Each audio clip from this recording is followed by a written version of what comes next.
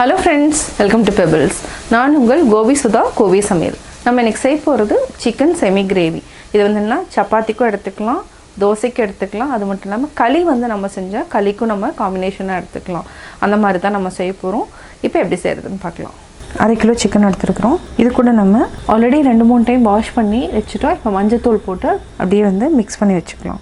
நம்ம சிக்கன் வந்து அதாவது கிரேவியில் நம்ம ஆட் பண்ணுறப்போ நம்ம லைட்டாக வாஷ் பண்ணிவிட்டு அப்படியே ஆட் பண்ணிக்கலாம்.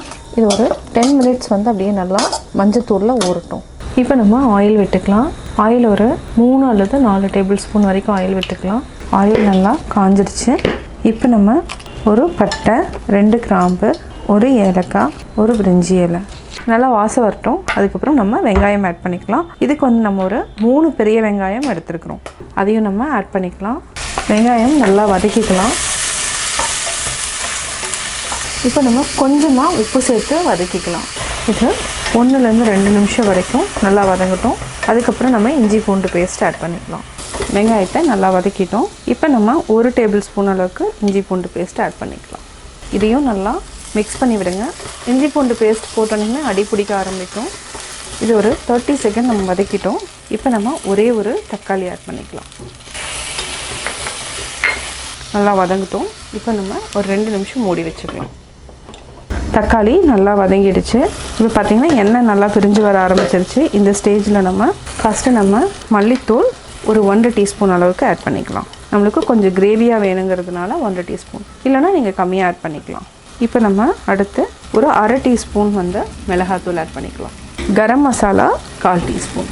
இதுக்கு நம்ம ஆட் பண்ணுறது மெயினானது சிக்கன் மசாலா. சிக்கன் மசாலானோட லிங்க் வந்து நான் டிஸ்கிரிப்ஷன் பாக்ஸில் கொடுத்துட்றேன். எப்படி செய்யணுங்கிற லிங்க்கை அதையும் பார்த்து தெரிஞ்சுக்கோங்க. இது வந்து நம்ம மல்லித்தூள் எவ்வளோ போட்டோமோ அதே அளவுக்கு போட்டுக்கலாம். 1 டீஸ்பூன் அளவுக்கு சிக்கன் மசாலா ஆட் பண்ணிக்கலாம். இதை நல்லா பரட்டி விடுங்க. பச்சை வாசனை போகிற வரைக்கும் பரட்டி விட்டுக்கலாம். ஃபஸ்ட்டு அடி பிடிச்ச மாதிரி இருக்கும். நம்ம தண்ணி ஊற்றிட்டு நல்லா வேக வச்சுக்கலாம். சிக்கனையும் இப்போ ஆட் பண்ணிக்கலாம். இப்போ இது வந்து நம்ம ஒரு டைம் வந்து அலசிட்டோம். நல்லா மிக்ஸ் பண்ணி விடுங்க.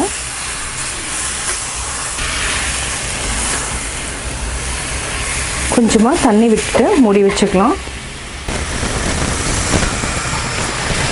நம்ம சிம்மில் வச்சுக்கலாம். இப்போது சிம்மில் வச்சுட்டு ஒரு 5 to 8 மினிட்ஸ் வந்து மூடி வச்சிட்டிங்கன்னா ரெடி ஆயிரும். கொஞ்சம் உப்பு சேர்த்துக்கலாம். இதையும் நல்லா பரட்டி விட்டுக்கலாம்.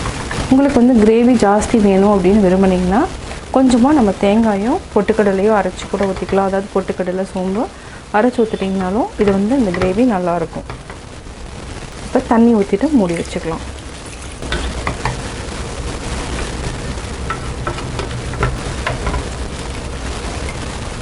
எயிட் மினிட்ஸ் ஆகட்டும். அதுக்கப்புறம் ஆஃப் பண்ணிக்கலாம். சிக்கன் குழம்பு ரெடி ஆகிடுச்சு. இப்போ நம்ம கொத்தமல்லி தழை தூவிக்கலாம். நல்லா மிக்ஸ் பண்ணி விடுங்க.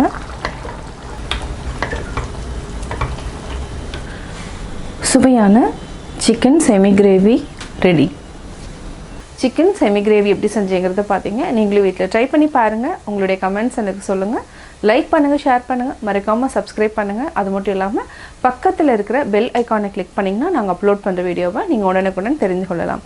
நீங்கள் ஒன்லி ரெசிபீஸ் மட்டும் பார்க்கணுன்னு விரும்புனீங்கன்னா கோபி சுதா கோவை சமையல் சேனலை சப்ஸ்கிரைப் பண்ணுங்கள். கோலம் சேனலை பார்க்கணுன்னா கோபி சுதா கோலம் என்ற ரங்கோலி சேனலையும் சப்ஸ்கிரைப் பண்ணி அதுக்கும் சப்போர்ட் பண்ணுங்கள். Thank you very much. என்னோட குக்கிங் வீடியோ முடிஞ்சதுக்கப்புறம் பார்த்தீங்கன்னா ஒரு திருக்குறள் வந்து நீங்கள் பார்க்கலாம். உங்கள் குழந்தைகளுக்கு நீங்கள் சொல்லித்தரலாம்.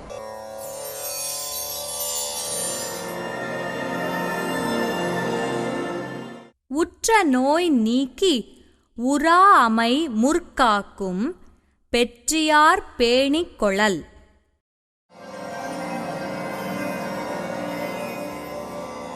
விளக்கம்: